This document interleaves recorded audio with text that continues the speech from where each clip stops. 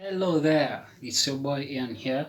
Welcome to the first installment of SportOn, a new show that will be looking at sports news. And today, in our first episode, we are highlighting the FIFA World Cup in Qatar, looking at the stories that have already been made. We are looking at the progress of some of your favorite teams. Of course, all of this is in the comfort of my home. I don't know if it can be termed as a comfort, as you can see, not very ideal, but it's good for a start. So we shall be looking at the group stages, looking at the teams that advanced, the stories that have already been made. As you can see in the background, we have the match of Brazil and South Korea, where Brazil won 4-1. We shall also talk about that.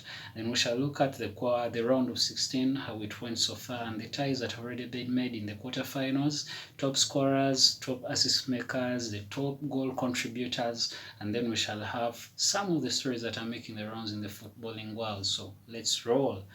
So the group stages saw 8 groups coming into play. We had Group A up to Group H.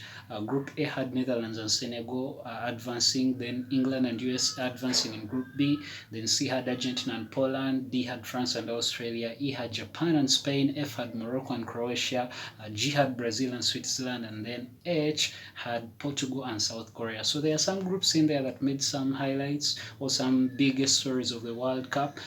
Top of that is Group E, where we saw Japan upsetting Spain on the final match day to advance, and that means they also eliminated Germany in the process. Then F had the biggest story for most of the Africans, where we saw Morocco topping a group that was tipped to be the group of death, because it had one finalist in it and one semi-finalist, that is Croatia and Belgium respectively. But Morocco topping that group, to the surprise of many of the footballing fans throughout the world. As we shall see, they are already making a name for themselves even in the next rounds. Then the other group that had a bit of a surprise was Group H, where we saw both Uruguay and Ghana, who had controversial stories from the 2010 World Cup, both being eliminated, and instead South Korea advancing together with Portugal. Of course, South Korea beating Portugal on the final match day to give one of the highlights of this World Cup, and we can all agree it has so far been an interesting World Cup.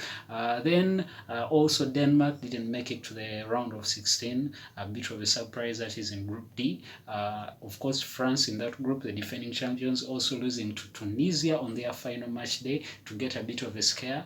But as we have already seen, those teams that have been listed made it to the round of 16. In the round of 16, the very first match they saw Netherlands taking on USA. Of course, Netherlands pitted as the favorites in that game, and Inter Milan right back took it upon himself, that is Denzel Dumfries, to provide 2 assists and score 1 goal and ensure a 3-1 win for the Dutch, advancing to the quarterfinals. And in the second game, so Argentina taking on Australia. Again, Argentina, because of the power of Messi, pitted to be the favorites in that game. And of course, Messi was on the score sheet, and Manchester City's Julian Alvarez also capitalizing on the mistake of Australian goalkeeper Matt Ryan to score the second, and Argentina scrapping through the 2-1 win over the Australia. And then that meant that Netherlands will be taking on Argentina in a blockbuster fixture in the quarterfinals.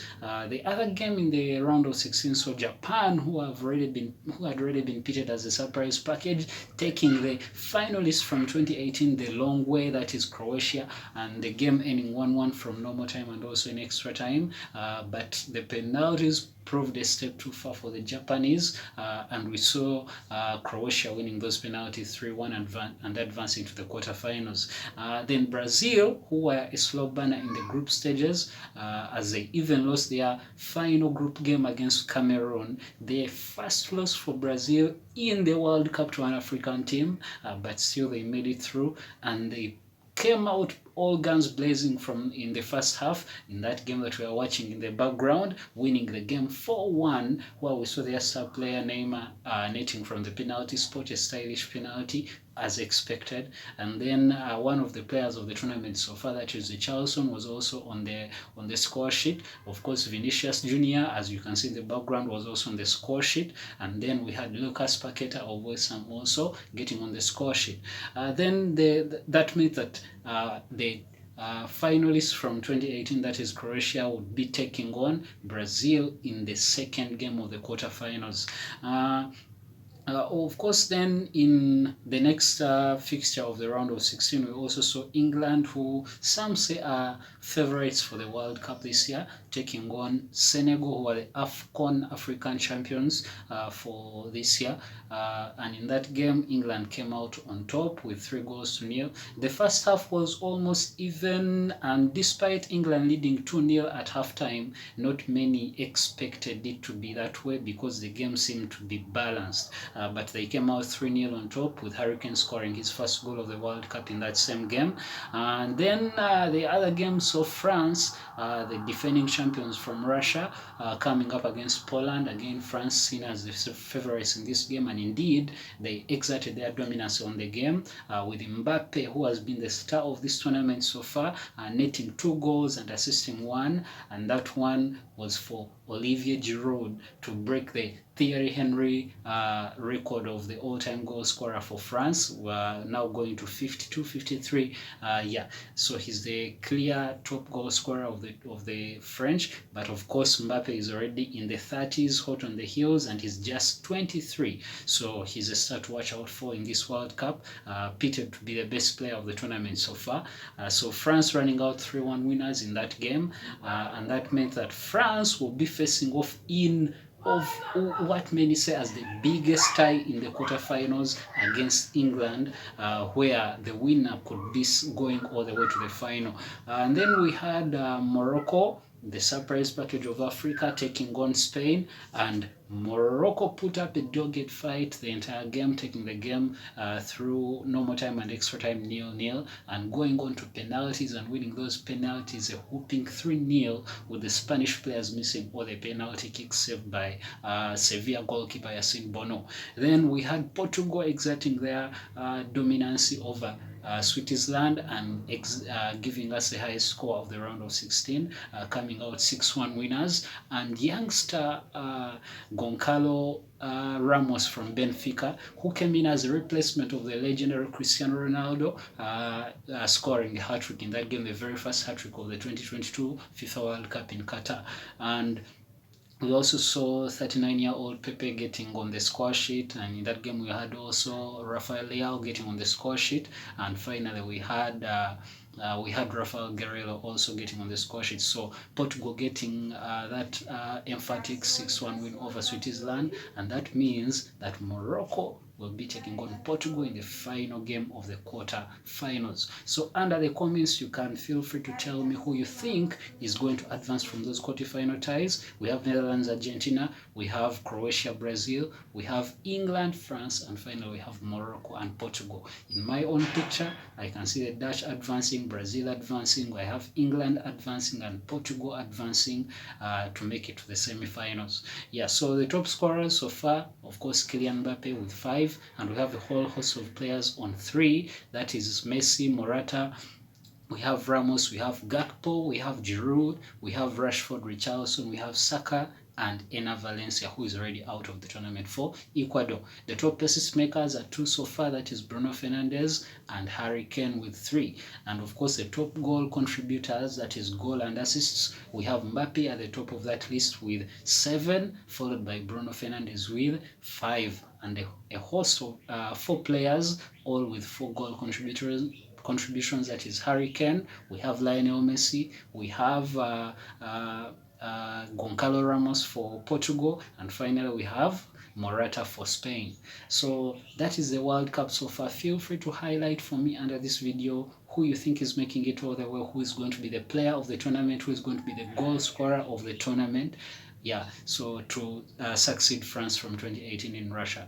And then in some other stories that are making rounds in the footballing world, we are being told that Chelsea are closing in on a deal for Christopher Nkunku from RB Leipzig. We are yet to know that, we all know that he was meant to play for France but got an injury and he's already out. So reports are saying that Chelsea are going to pay 60 million euros to give him a contract starting June 2023, a long-term contract. Then the other story is that Juventus board decided to resign. We all know that Juventus have started the season abysmally. They are out of the Champions League places in Serie A. So a Juventus board led by Andrea Agnelli, the president, and the vice president, Pavel Nedved, have all stepped down, and a new board is set to come in power. And then we have a story saying that Liverpool have entered the race to sign Ghana starlet who shone in this World Cup despite them being eliminated. That is Ajax midfielder Mohamed Kudus, and he has attracted attention from all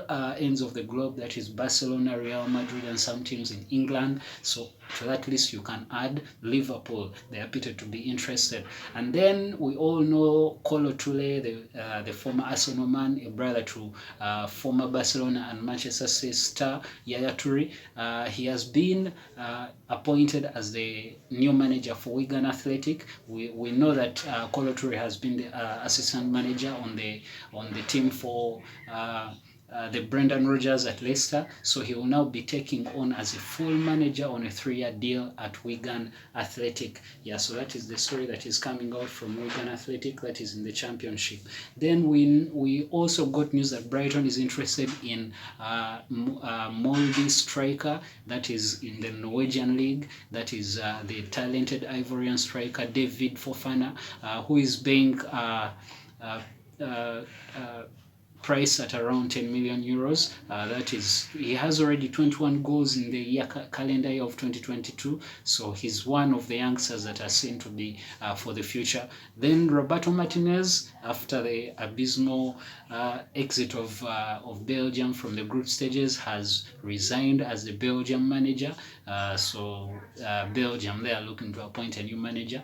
Yeah, so Roberto Martinez is no longer the coach of the Belgian national team. And in relation to that, their star Eden Hazard, the Real Madrid striker, has also resigned from international football at the age of 31 years after scoring 33 goals in 126 caps for the Red Devils. Yeah, so that is together. Then the Ghana head coach, after their exit from the group stages, that is Otto Addo, has also resigned from his position and is going back to focus on his position as assistant manager at Borussia Dortmund. So that is another story that is coming out from the World Cup. Then also Paulo Bento, the former head coach, now the former head coach of South Korea, has also resigned after their exit from the tournament at the round of 16. He took them to the round of 16 for the very first time in 12 years. So it was a good achievement, but he has decided to take on a new assignment after the tournament. Then we also have a story that Nottingham Forest are interested in Palmeiras attacking midfielder. Palmeiras is in the Brazilian league. That the attacking midfielder Gustavo Scarpa, they are interested in him, and they have reached an agreement to sign him as a free agent on a contract till June 2026. So that is the news coming from there. And we have a new star that is in the making, a Brazilian forward, that is Endrick, also playing at Palmeiras. And reports are that Real Madrid are very close to signing him. They have come out on top of the race ahead of PSG and Chelsea, and they are going to pay a total package of around 72 million euros for the youngster. We know Real Madrid already has many Brazilians on its tabs, that is Vinicius and Rodrigo, making the news in the World Cup and also in the Spanish Liga. So they are looking to add one more starlet to their attacking front line. Then we also have news that Arsenal have confirmed that Gabriel Jesus, who got injured in their game and Brazil's game against Cameroon, has undergone a knee surgery, and that means that he will be out for around 3 months when the Premier League returns. Then we also have news that Barcelona are keeping eyes on Gabriel Martinelli on his performance at the World Cup, and they could look to sign the Arsenal forward if the Brazil team goes well and he plays well at the World Cup that is going on right now. And we also have news that despite Germany being eliminated, Bayern president Salihamidzic has confirmed that the club are planning to give Jamal Musiala a new contract, a new long-term contract. They've already spoken to his parents on his future after this World Cup. Yeah, so we look out for that also. And then finally, please make sure you put your predictions on who you think is going to win the World Cup under this video. Let's keep the comments coming in. Let's keep the conversation going as we look ahead for the next installment of Sport On. Thank you, and keep tuned to this YouTube channel. Subscribe, like, and share. Let's keep the conversation going. Peace out.